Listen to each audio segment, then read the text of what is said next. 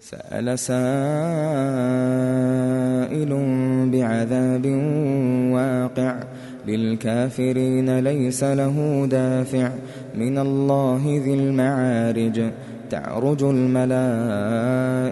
والروح إليه في يوم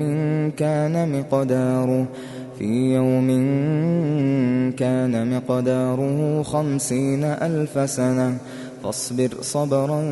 جميلا إنهم يرونه بعيدا ونراه قريبا يوم تكون السماء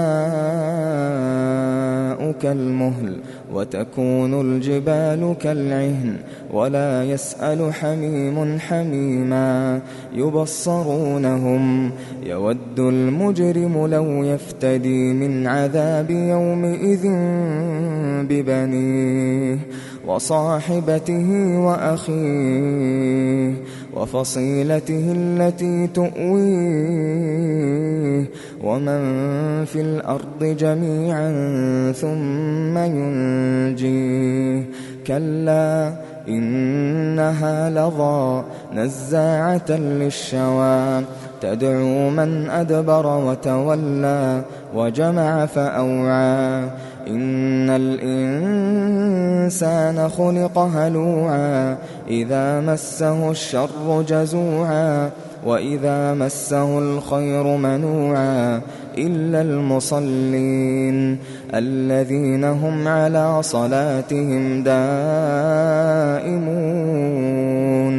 والذين في أموالهم حق معلوم للسائل والمحروم والذين يصدقون بيوم الدين والذين هم من عذاب ربهم مشفقون إن عذاب ربهم غير مأمون والذين هم لفروجهم حافظون إلا على أزواجهم أو ما ملكت أيمانهم فإنهم غير ملومين فمن ابتغى وراء ذلك فأولئك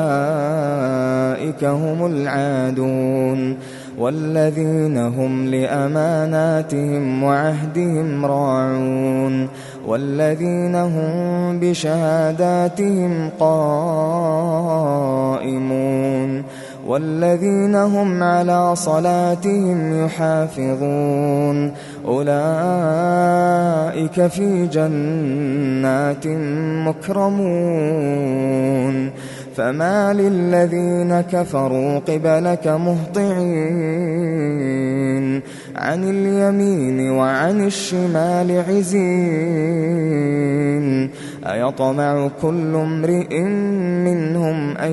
يدخل جنة نعيم كلا إنا خلقناهم مما يعلمون فلا أقسم برب المشارق والمغارب إنا لقادرون على أن نبدل خيرا منهم وما نحن بمسبوقين فذرهم يخوضوا ويلعبوا حتى يلاقوا يومهم الذي يوعدون يوم يخرجون من الأجداث سراعا كأنهم إلى نصب يوفضون خاشعة أبصارهم ترهقهم ذلة ذلك اليوم الذي كانوا يوعدون